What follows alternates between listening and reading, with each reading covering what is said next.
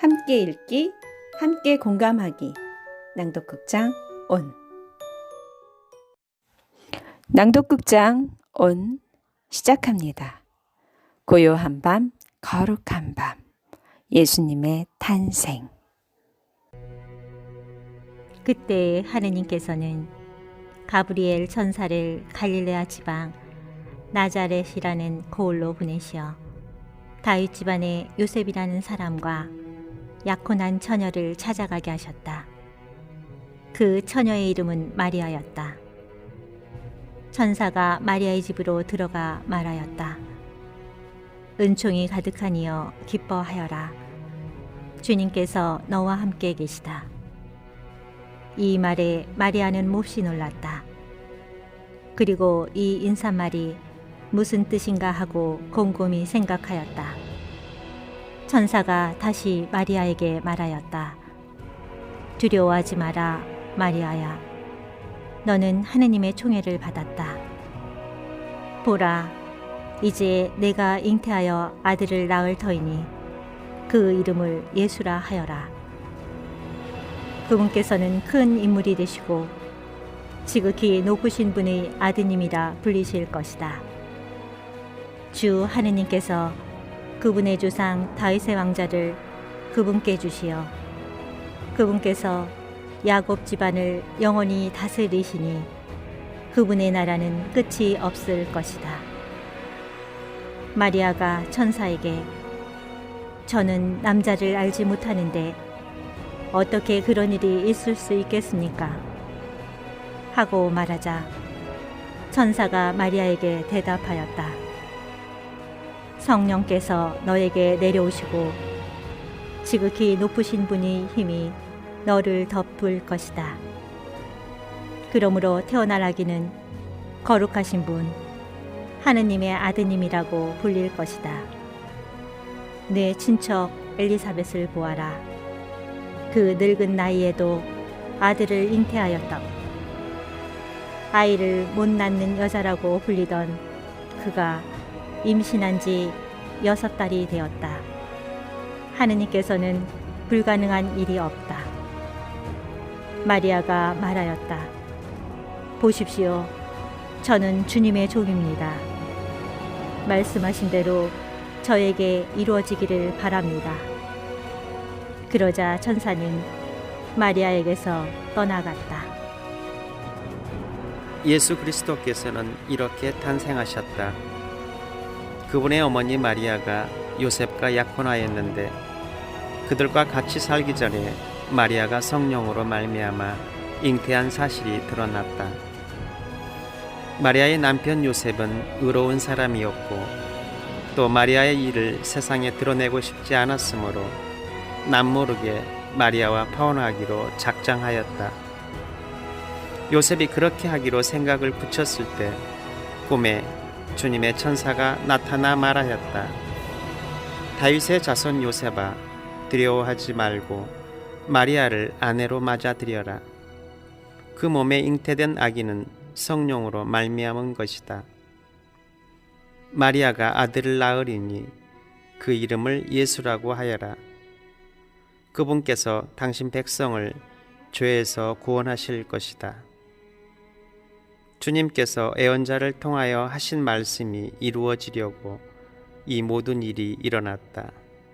곧 보아라, 동정녀가 잉태하여 아들을 낳으리니 그 이름을 임마누엘이라 하리라 하신 말씀이다. 임마누엘은 번역하면 하느님께서 우리와 함께 계시다는 뜻이다. 잠에서 깨어난 요셉은 주님의 천사가 명령한 대로 아내를 맞아들였다. 그러나 아내가 아들을 낳을 때까지 잠자리를 같이 하지 않았다. 그리고 아들의 이름을 예수라고 하였다.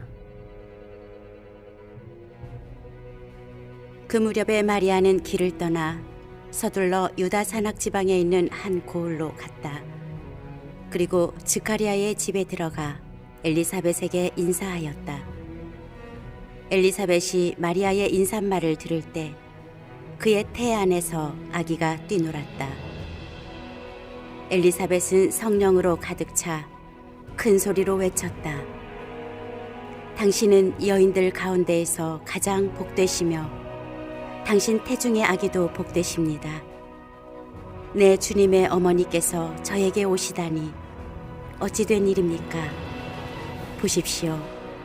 당신의 인사말 소리가 제 귀에 들리자 저의 태 안에서 아기가 즐거워 뛰놀았습니다. 행복하십니다. 주님께서 하신 말씀이 이루어지리라고 믿으신 분. 그러자 마리아가 말하였다. 내 영혼이 주님을 찬송하고 내 마음이 나의 구원자 하느님 안에서 기뻐 뛰니 그분께서 당신 종의 비천함을 굽어보셨기 때문입니다. 이제부터 과연 모든 세대가 나를 행복하다 하리니 전능하신 분께서 나에게 큰 일을 하셨기 때문입니다. 그분의 이름은 거룩하고 그분의 자비는 대대로 당신을 경외하는 이들에게 미칩니다. 그분께서는 당신 팔로 권능을 떨치시어 마음속 생각이 교만한 자들을 흩으셨습니다.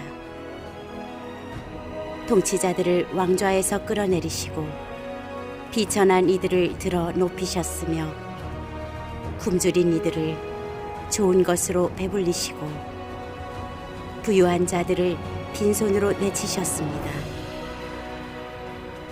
당신의 자비를 기억하시어 당신 종 이스라엘을 거두어 주셨으니 우리 조상들에게 말씀하신 대로 그 자비가 아브라함과 그 후손에게 영원히 미칠 것입니다. 마리아는 석 달가량 엘리사벳과 함께 지내다가 자기 집으로 돌아갔다. 그 무렵 아우구스투스 황제에게서 칙령이 내려 온 세상이 호적 등록을 하게 되었다. 이 첫 번째 호적 등록은 퀴리니우스가 시리아 총독으로 있을 때 실시되었다. 그래서 모두 호적 등록을 하러 저마다 자기 본향으로 갔다. 요셉도 갈릴레아 지방 나자렛 고을을 떠나 유다 지방 베들레헴이라고 불리는 다윗 고을로 올라갔다. 그가 다윗 집안의 자손이었기 때문이다. 그는 자기와 약혼한 마리아와 함께 호적 등록을 하러 갔는데 마리아는 임신 중이었다. 그들이 거기에 머무르는 동안 마리아는 해산날이 되어 첫 아들을 낳았다. 그들은 아기를 포대기에 싸서 구유에 뉘었다. 여관에는 그들이 들어갈 자리가 없었던 것이다. 그 고장에는 들에 살면서 밤에도 양떼를 지키는 목자들이 있었다. 그런데 주님의 천사가 다가오고 주님의 영광이 그 목자들의 둘레를 비추었다. 그들은 몹시 두려워하였다. 그러자 천사가 그들에게 말하였다. 두려워하지 마라. 보라, 나는 온 백성에게 큰 기쁨이 될 소식을 너희에게 전한다. 오늘 너희를 위하여 다윗 고을에서 구원자가 태어나셨으니 주 그리스도이시다. 너희는 포대기에 쌓여 구유에 누워있는 아기를 보게 될 터인데 그것이 너희를 위한 표징이다. 그때 갑자기 그 천사 곁에 수많은 하늘의 군대가 나타나 하느님을 이렇게 찬미하였다. 지극히 높은 곳에서는 하느님께 영광, 땅에서는 그분 마음에 드는 사람들에게 평화. 예수님께서는 헤로데 임금 때 유다 베들레헴에서 태어나셨다. 그러자 동방에서 박사들이 예루살렘에 와서 유다인들의 임금으로 태어나신 분이 어디 계십니까? 우리는 동방에서 그분의 별을 보고 그분께 경배하러 왔습니다 하고 말하였다. 이 말을 듣고 헤로데 임금을 비롯하여 온 예루살렘이 깜짝 놀랐다. 헤로데는 백성의 수석 사제들과 율법 학자들을 모두 모아놓고 메시아가 태어날 곳이 어디인지 물어보았다. 그들이 헤로데에게 말하였다. 유다 베들레헴입니다. 사실 예언자가 이렇게 기록해 놓았습니다. 유다 땅 베들레헴아, 너는 유다의 주요 고을 가운데 결코 가장 작은 고을이 아니다. 너에게서 통치자가 나와 내 백성 이스라엘을 보살피리라. 그때 헤로데는 박사들을 몰래 불러 별이 나타난 시간을 정확히 알아내고서는 그들을 베들레헴으로 보내면서 말하였다. 가서 그 아기에 관하여 잘 알아보시오. 그리고 아기를 찾거든 나에게 알려주시오. 나도 가서 경배하겠소. 그들은 임금의 말을 듣고 길을 떠났다.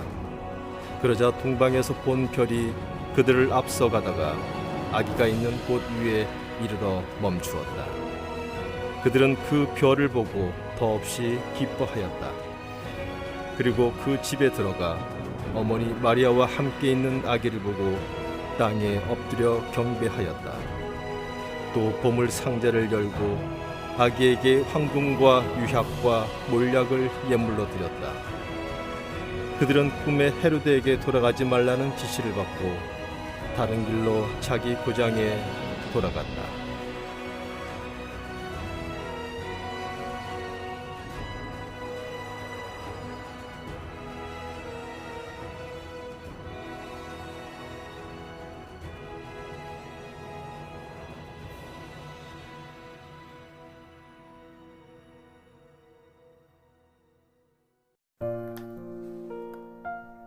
성경 말씀 루카복음 1장 26절부터 38절 1자, 마테오복음 1장 18절부터 25절 선우, 루카복음 1장 39절부터 56절 미설, 루카복음 2장 1절부터 7절 영문, 루카복음 2장 8절부터 14절 소영, 마테오복음 2장 1절부터 12절 재승.